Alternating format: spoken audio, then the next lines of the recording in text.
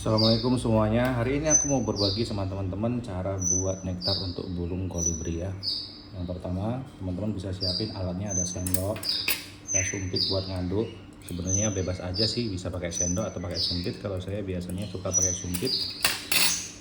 Ada gelas, ya gelas biasa ya, ukuran biasa. Kemudian untuk wadah nektarnya ini kurang lebih 300 ml. Kemudian udah deh, kalau alat-alatnya itu doang. Kalau bahannya teman-teman bisa siapin, ada madu rasa, ada susu saset. Saya biasanya pakai susu saset, kenapa? Karena ngukurnya gampang. Susu sasetnya 3, kalau madu rasanya ini nanti sedikit aja ya, nggak banyak. Terus ada telur 3. Terus gimana cara bikinnya? Oh ya, ada satu lagi, apa namanya, vitacik. Nah, ini vitacik ya teman-teman ya. Cara bikinnya gimana? Pertama, teman-teman harus pastikan semua alat-alatnya bersih. Kita bersihkan dulu pakai tisu ya. Sendoknya kita bersihkan. Kemudian ini untuk ngaduknya juga dibersihkan pakai tisu. Terus ini juga dibersihkan pakai tisu. Pastikan ini udah kering ya teman-teman ya. Karena kalau nggak kering dia nanti cepat busuk nektarnya. Terakhir ini botolnya kita bersihkan juga pakai tisu. Ini udah kering juga ya, kita bersihkan pakai tisu ya, kurang lebih begini doang. Ini hanya untuk memastikan bahwa sudah benar-benar kering, nggak ada air yang ada di dalamnya. Sampai tutupnya juga kita bersihkan. Yang pertama kita ambil vitacik. Ini vitacik yang udah saya buka, saya masukkan ke toples, saya ikat, saya simpan di kulkas. Kenapa? Kalau nggak begini vitacik ini gampang rusak ya, makanya saya nyimpannya kayak gitu. Vitaciknya berapa? Segini doang. Nah, kurang lebih segini lah. Kita masukkan ke sini vitaciknya. Oke. Susunya 3, kita masukin semuanya. Oke, susu yang pertama udah ya, ini tadi. Terus susu yang kedua,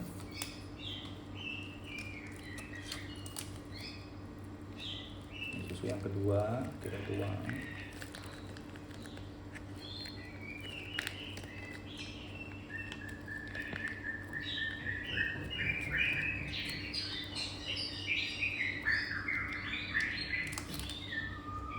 Nah, ini susu yang ketiga.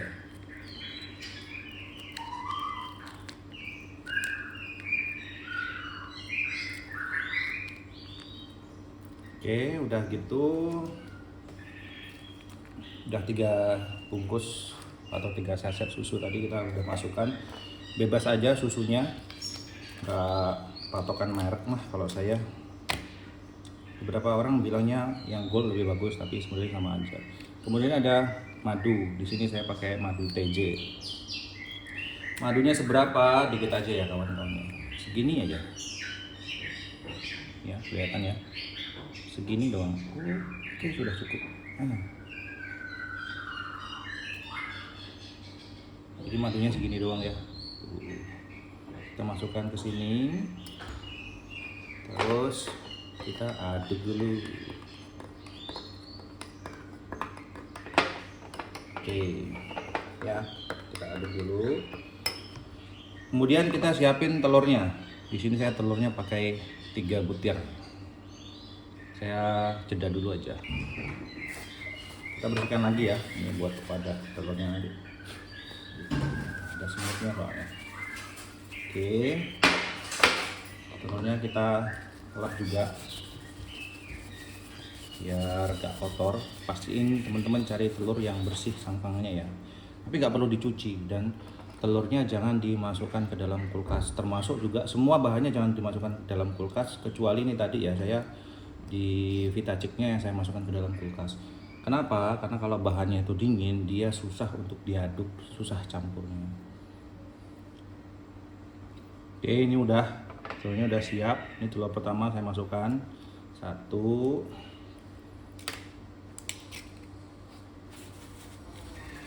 Terus kita siapin lagi telur yang kedua. Ini telur yang kedua ya. Masuk 2. Oke, dan ini telur yang ketiga. Oke, telurnya 3 ya.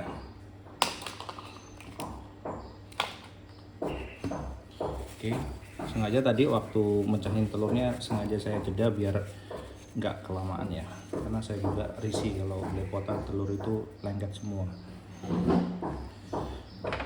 Ya, tadi susu 3 saset, telur 3, ada Vitacik, ada madu TJ yang sedikit banget tadi. Kita aduknya pelan-pelan aja biar nggak berbusa dia. Oke, pelan-pelan kayak gini.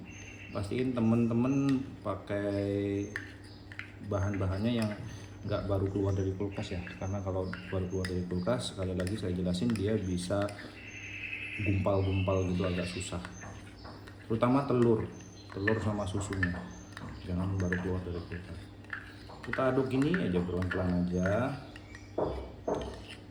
sampai dia merata, kuning telur sama susunya merata, terus Vitaciknya juga larut gitu.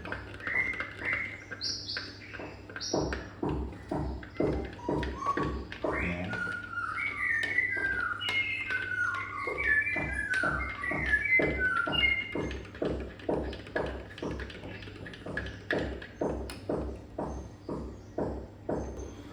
Nah, ini kondisinya teman-teman setelah saya aduk beberapa saat ya kurang lebih 1 menit lah saya aduk pelan-pelan aja begini. Kemudian kita pindahkan dia ke botolnya.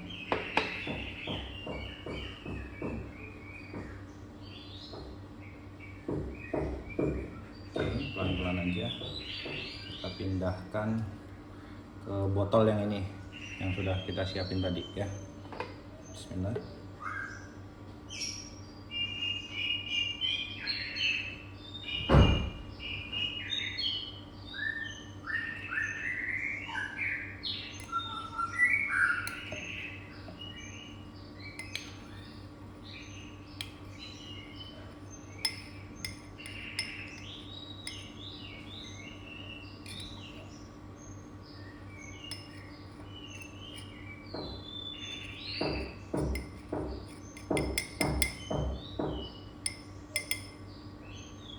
Oke, setelah masuk begini, kita penuhi botolnya sama ini sirup marjan. Saya ambil yang koko pandan yang warna merah, teman-teman bisa pakai juga yang warna biru. Warna hijau. Ini masih utuh ya. Ya pakai bekasan juga nggak apa-apa. Yang penting sirupnya belum kena air sama sekali, belum kepegang-pegang gitu. Kita masukkan ke sini sampai dia penuh.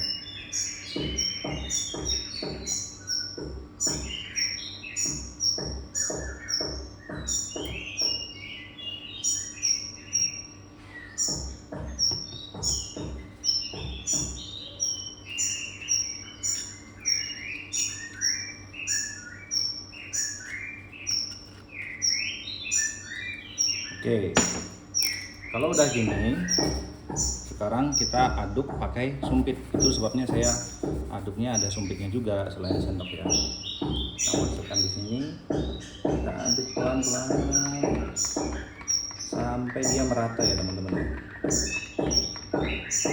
Ini tadi kepenuhan sirup marjannya harusnya segini aja cukup, tapi nggak apa-apa. Bumbunya sih segini ya, biar waktu diaduk tuh dia nggak luber-luber. Ini terlalu banyak jadi luber-luber gitu ya.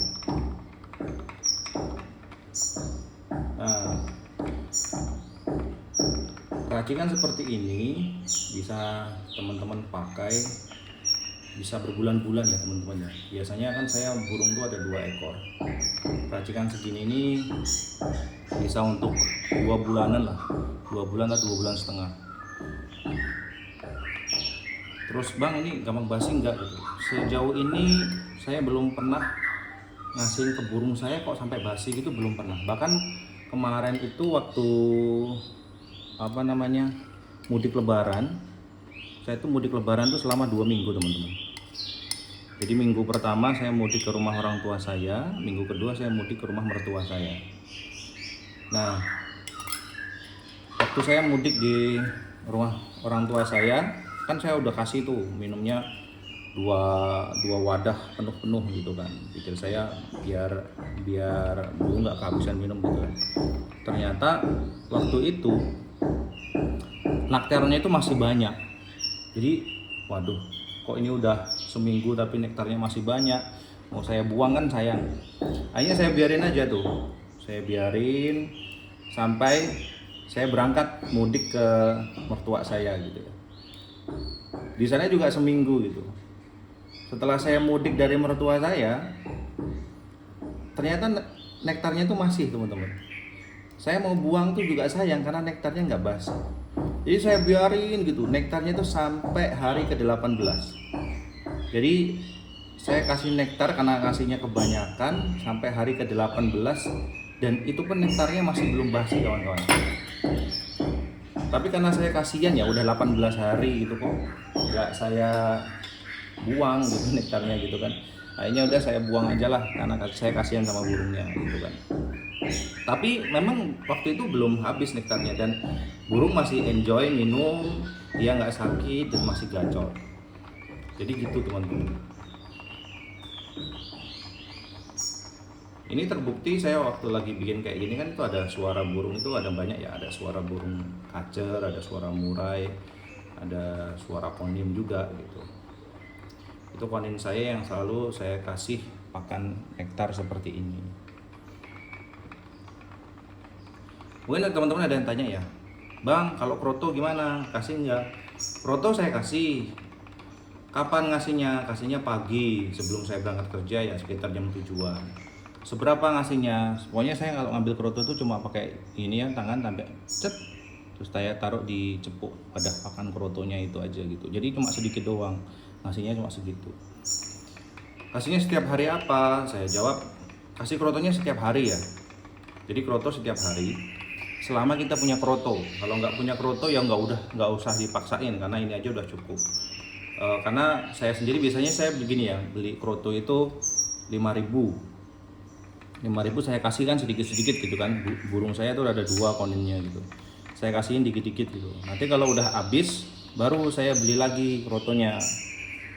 Kalau kadang nggak ada kroto, ya udah saya biarin aja, nggak apa-apa, nggak makan kroto nggak apa-apa. Kadang-kadang saya makan sampai 2 minggu nggak ada kroto, 1 minggu nggak ada kroto gitu. Jadi ya saya nyantai aja sih, nggak terlalu memang kroto harus ada gitu, nggak juga. Dan ternyata ini kan saya punya burung tuh 2. Burung saya itu, ini yang satunya tuh dia seneng banget sama kroto, yang satunya dia nggak doyan kroto teman-teman. Padahal ya tetap saya kasih kroto ya, tapi krotonya tuh dibuangin gitu. Kalau burung yang satunya saya kasih kroto seporsi yang saya bilang tadi, dia tuh sore langsung habis. Tapi kalau yang burung satunya tuh sampai 3 hari itu sampai krotonya busuk di wadahnya itu nggak habis-habis juga gitu. Artinya memang burungnya nggak suka makan kroto. Tapi ya tetap gacor teman-teman, nggak masalah ya. Jadi meskipun tanpa kroto. Jadi kurang lebih gitu teman-teman. Ini kita aduk terus sampai dia benar-benar merata. Ini kan yang di sini masih kuning, di sini masih merah ya. Kita aduk aja sampai benar-benar merata. Nanti kalau udah merata, kita simpen ke dalam kulkas. Kulkasnya jangan taruh di freezer ya, tapi taruh di wadah yang paling bawah gitu. Di pintu yang paling bawah, jangan di freezer, biar tambah awet. Ya teman-teman, ini racikan yang saya buat ini biasanya saya sampai 2,5 bulan baru habis gitu ya.